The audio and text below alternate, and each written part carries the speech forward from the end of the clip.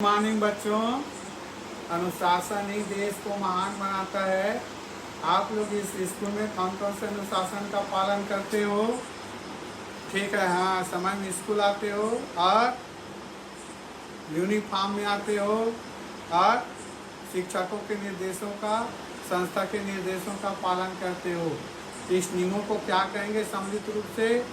अगर देश के लिए है तो संविधान कहेंगे। तो आज हम संविधान के बारे में पढ़ेंगे।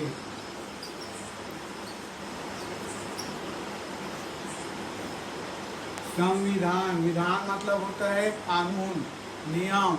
ये भी सुना होगा, विधि का विधान। विधि मतलब होता है सूत्र और विधान मतलब होता है नियम। ठीक, समझ आया? यस सर, समझ गए ना? अब देखते हैं संविधान किसे कहते हैं। संविधान की जो परिभाषा है,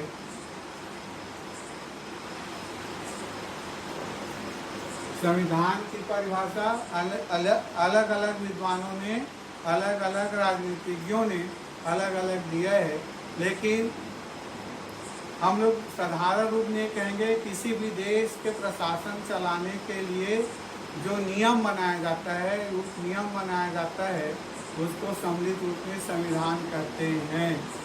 या किसी देश के प्रशासन चलाने के लिए इस जो नियम, उपनियम, विधान, रीति, नीति आदि बनाए जाते हैं, चाहे वो लिखित रूप में हो चाहे अलिखित रूप में हो, उसको क्या कहेंगे? संविधान कहते हैं। संविधान दो प्रकार का होता है। पहला है लिखित संविधान और दूसरा है अलिखित संविधान।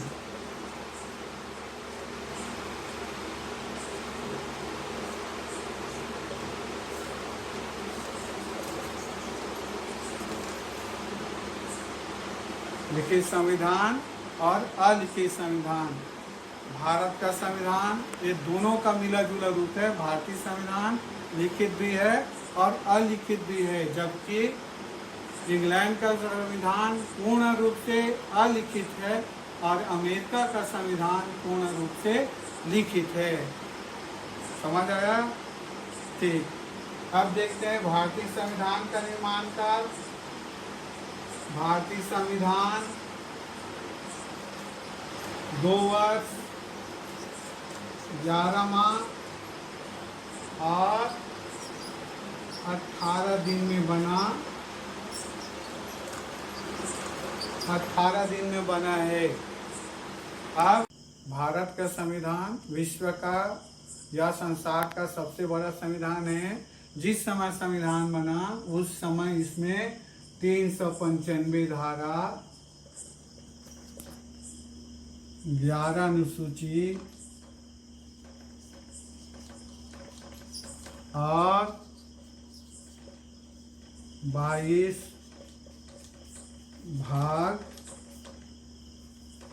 भाग थे। लेकिन देश काल परिस्थिति के अनुसार इसमें बहुत सारा संशोधन हुआ है, जिसके कारण इसकी जो प्रस्तावना है उसमें हमेशा परिवर्तन हुआ है। और इसके प्रस्तावना को इस संविधान का आत्मा कहते हैं या दर्पण कहा जाता है। इनके प्रस्तावना को पढ़कर ही इनकी विशेषता को समझा जा सकता है। तो भारतीय संविधान 2 वर्ष 11 माह 18 दिन में बनने का कारण है कि भारत एक विशाल देश है और यहाँ जनसंख्या भी अधिक है, या विभिन्न प्रकार के लोग यहाँ रहते हैं, अर्थात जो विभिन्न धर्मों का क्या करते हैं, मानने वाले होते हैं। यहाँ हिंदू, मुस्लिम, सिख, ईसाई, पारसी, जैनी, बौद्ध और विभिन्न प्रकार के संप्रदाय के लोग रहते हैं। जबकि भारतीय संविधान की जो उद्देश्य, मूलभूत उद्देश्य है, वो उद्देश्य है लोगों की सर्वांगीण विकास करना या नागरिकों का सर्वांगीण विकास करना है। तो इसके लिए अगर देखते हैं कि भारत का जो विशेषता दिया है धर्मनिरपेक्ष राज्य की स्थापना करना, तो ये देखते हैं कि भारतीय संविधान की जो विशेषता में लिखा गया है और प्रस्तावना में भी है, भारत एक धर्मनिरपेक्ष राज्य है।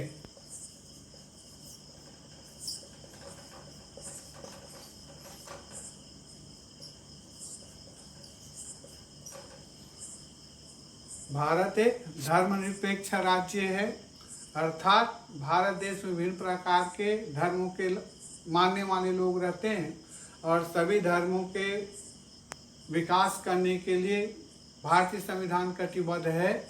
इसीलिए भारत देश जो हिंदू धर्म के मानने वाले की संख्या अधिक है, अगर भारत देश में अगर हिंदू धर्म को राजधर्म बना देता तो अन्य धर्मों को प्रत्यक्ष रूप से या अप्रत्यक्ष रूप से उसको लाभ पहुंचता और अन्य धर्म को हानि पहुंचते।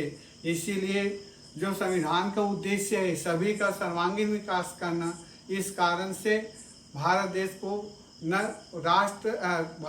को धर्म प्रधान देश न बना करके धर्मनिरपेक्ष बनाया गया है।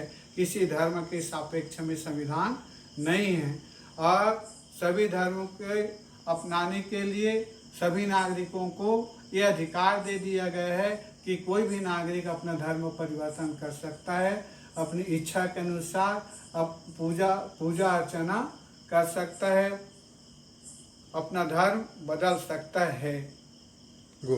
इस प्रकार संविधान के दृष्टि में ना कोई धर्म छोटा है ना कोई धर्म बड़ा है, सबको समान माना गया है। तो इसी प्रकार हर क्षेत्र में गहन चिंतन मनन करने के बाद संविधान में उसी क्षेत्र को स्थान दिया गया है। इसके कारण से हमारा संविधान बनने में काफ़ी समय लगा और इस संविधान के जो जनक है वो भीमराव अम्बेडकर है और संविधान सभा के अध्यक्ष डॉक्टर राजेंद्र प्रसाद थे। और इस संविधान सभा में 3 प्रकार के प्रतिनिधि थे, देशी रियासत के प्रतिनिधि और जनता द्वारा चुने गए प्रतिनिधि और कानून के विशेषज्ञ व्यक्ति होने के कारण इस संविधान बनाने में काफ़ी गहन चिंतन मनन किया और सबका उद्देश्य ही है लोकहित जनहित। इस कारण से बारीकों से निरीक्षण किया गया और संविधान को निर्मित किया गया। इस प्रकार हमारा संविधान विश्व का सबसे बड़ा संविधान बन गया है। ठीक, अगला विशेषता आगे के समय देखेंगे अगली क्लास में।